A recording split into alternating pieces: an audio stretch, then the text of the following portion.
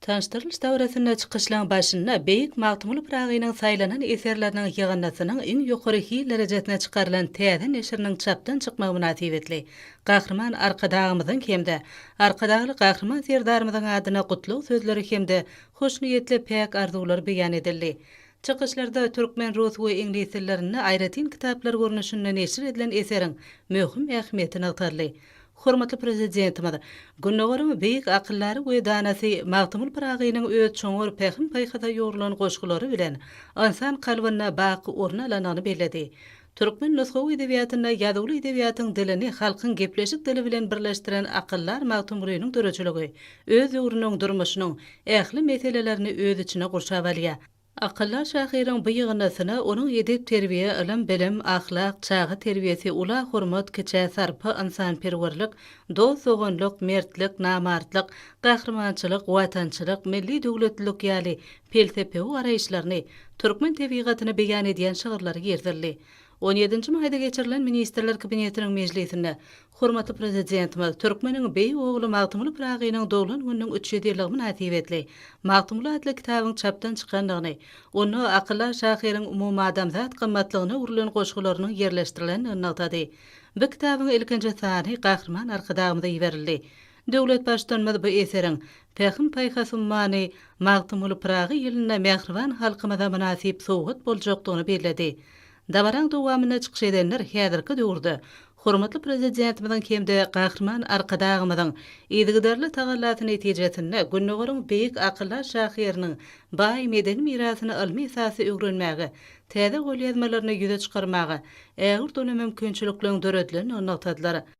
Magtym pragy al bak şahyrlar üçin her täze neşir möwrit wakasy, ömür dowamatynyň wakasydyr.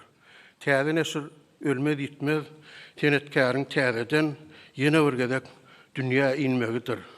Şahyr ömrüniň ýangadan dowam etmegidir. Hormatly prezidentimiz, arkadagy gahrman serdarymyz magtymly pragynyň beýikligine, jeňsiz taýsızlygyna baha berip şeýle diýdi. Dünýä içinde ýene bir ajaýyp dünýä bar. Oňa magtymly pragynyň dünýäsi diýilýär. Täze neşir magtymly pragy atly dünýäniň täzeden açylşydyr. Manyly suratlar we şekiller bilen bedelim. Gahrman arkadagymyzyň dillerimiziň fenasyna öwrilen pähim paýhas umman magtymly pragy atly ajaýyp şygyr bilen ýol açylan täze kitap magtymly dünýäsiniň täzeden bara gelmegidir. Magtymly pragynyň dünýä hökmünde kesitlenmegi, magtymly şahslyk ilmine täze nazariýat we usuliýet ýollaryny hem ýörelgelerini saly berýär. Täze kitapdan hem görnüşi ýaly pragynyň ışdyýany türkmen paýhasynyň ruhy ýaşaýyş energiýasini ýygnamak we köpertmek serişdesidir. Beýik akyldar şahyr barada arkadagy gahrman serdarymyz şeýle diýär. Magtymly pragynyň goşgulary ýöne bir duýga ýurulan goşgular däldir. Olar beýik akyl paýhas taglimatydyr. Ilim bilim sapagydyr. Danalaryň öz nesillerine öwüt nesihatydyr. Bu düýpsiz akyl paýhas taglimatyny, tükenmez ilim bilim sapagyny, täze ilmi esaslardy we täze ýörelgelerde öwrenmäge mümkinçilikleri döredip berýän gahrman arkadagymyza, arkadagy gahrman serdarymyza tüýsürekden sagwansyzlar aýdýar. Gahrman arkadagymyzyň, arkadagy gahrman serdarymyzyň janlary sag, ömürleri uzak bolsun, alyp barýan ähli işleri, ruwaşlyklara weslensin. Bide kitap yazmakda, kitap okumaklykda, göreli mekdep bolup durýan mähriban arkadagymyzyň, arkadaly gahrman serdarymyzyň jowhur paýhaslaryndan döreýän kitaplary biz molimler üçin uly bir mektepdir. Türkmenistanyň Ilimler Akademiýasynyň Magtymly adynaky dil edebiýat we milli golýazmalar instituty tarapyndan taýýarlanan Magtymly adly kitabynyň beýik şahyryň saýlanan eserleriniň ýygyndasy halk köpçüligine ýetirildi.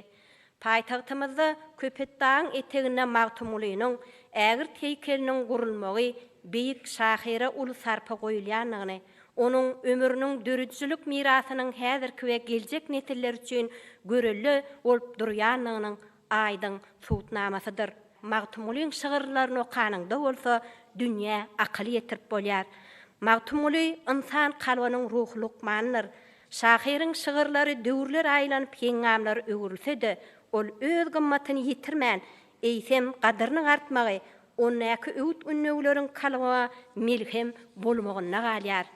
Beýik akyllaryň şygyrlary hemişe ýagşylyk etmek barada öwt ünnöw berýär. Akyllaryň şygyrlaryna ýagşy sözlü, ýagşy niýetli bolmak ýaly häsiýetler giň ornaýlar. Hormatly arkadagly gahrman serdarmyzyň alyp barýan il wähwetli, ýurt ähmiýetli tutýan tutumly işleriniň ilmidama rowajanmagyny, janlarynyň sag, başlarynyň dik bolmagyny tüýsürekden arzu edýän. Şeýle hem dabarada çykyş edenler beýik şahyryň goşgularynyň ýygynasynyň täze neşriniň çap edilişine gaýratynlyklaryň üstüne durup geçdiler. Şunun bilen baglykda Türkmenistanyň Ilimler Akademiýasynyň matmuladynaky Dil, Edebiýat we Milli Golýazmalar Institutu tarapyndan taýýarlanan täze kitabyň Türkmen Döwlet Neşriýat Gullugy tarapyndan döwrebap derejede ýokary çap usulyna neşir edilenligi, onuň bedeginde Türkmenistanyň Döwlet Çeperçilik Akademiýasynyň suratlarynyň ulanýanyna üns çekildi. Taşdyrys dawratyna çykyşlaryň dowamyna magtumuly Pragynyň halkary giňişligine awrynyň berende galma uğruna ýygy derli taýýarlaý diýenlikler üçin gahrman arkadagymda hemde arkadagly gahrman serdarymda tüýsürekden hoşarlyk bildirilip alkyş sözleri aýdyldy.